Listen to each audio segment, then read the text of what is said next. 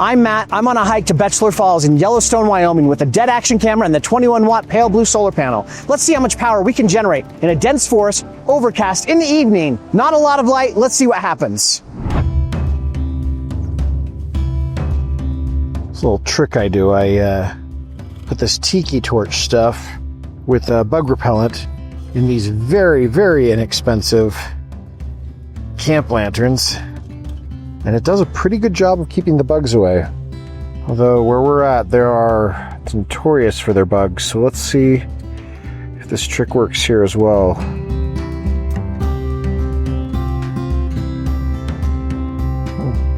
Yeah, that worked almost right away. I was getting eaten alive, lit them, and they all went away.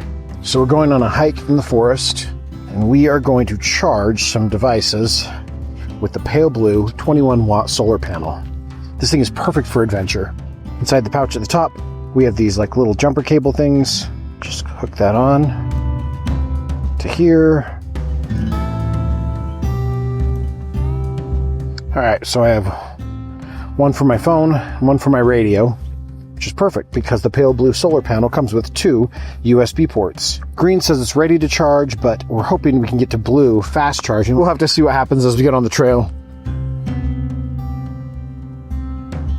There we go.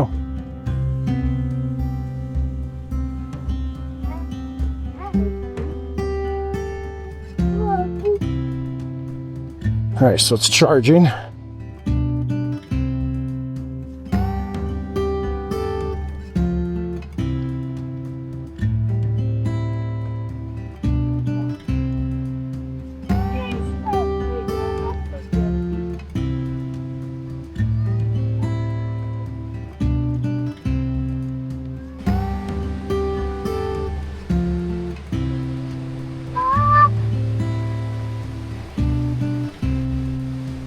So I showed up and found out my kids had drained my other action camera.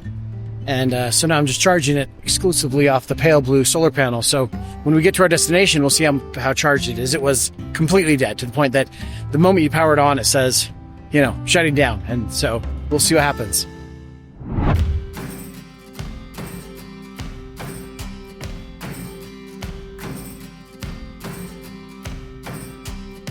The Paleblue 21-watt solar panel is actually weather resistant, so I can have rainfall on it pretty heavily, and I don't need to really worry about it.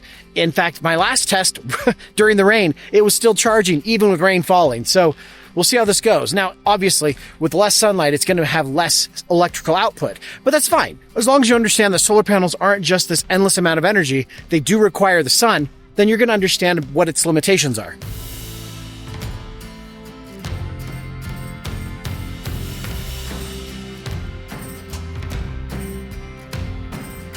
Okay, so I have bug spray on, but my daughter was just getting eaten alive, so I handed her the lantern, and now I'm getting eaten alive and she's not. So the lantern trick works.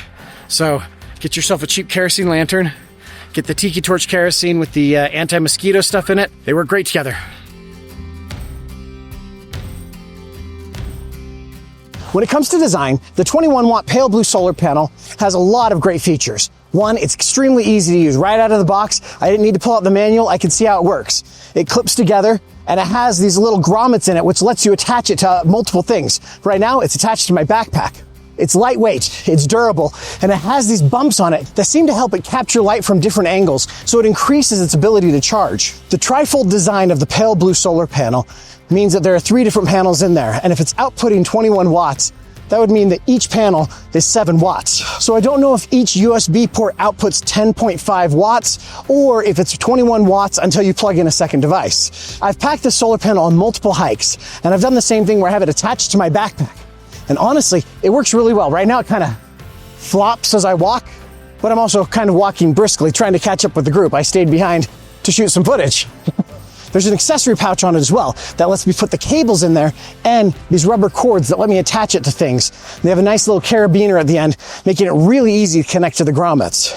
With Paleblue batteries being able to charge over USB and their solar panel being able to output 2 USB ports, you could charge any combination of 8 AA and AAA batteries at the same time. I come from a world of nickel metal hydride, and nickel metal hydride requires a standalone charger. Those chargers almost always require 12 volts. They're big, they're bulky, and at the slightest bump, the battery bounces out and they just don't work anymore. So the built-in USB-C charger really makes a convenient and easy method for charging your batteries on the go.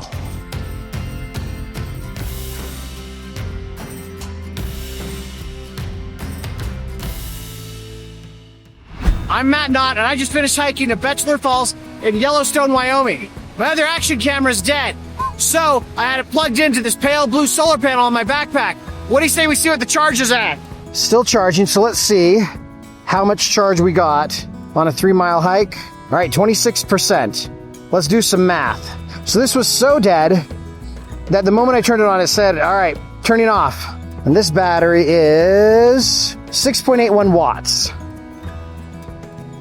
All right, so that's roughly 1.7 watts.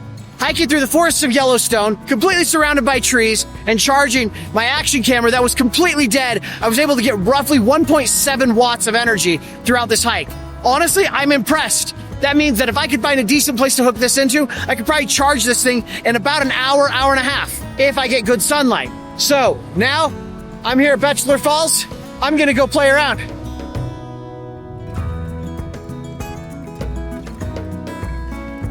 Well, I made it to Bechler Falls, and the Paleblue 21-watt solar panel was able to charge my action camera up to about 26%, or roughly 1.7 watt hours. Pretty impressive considering the circumstances. Now I gotta get going because the storm's coming in, the sun's setting, it's gonna get cold, it's gonna get wet, and it's gonna get dark.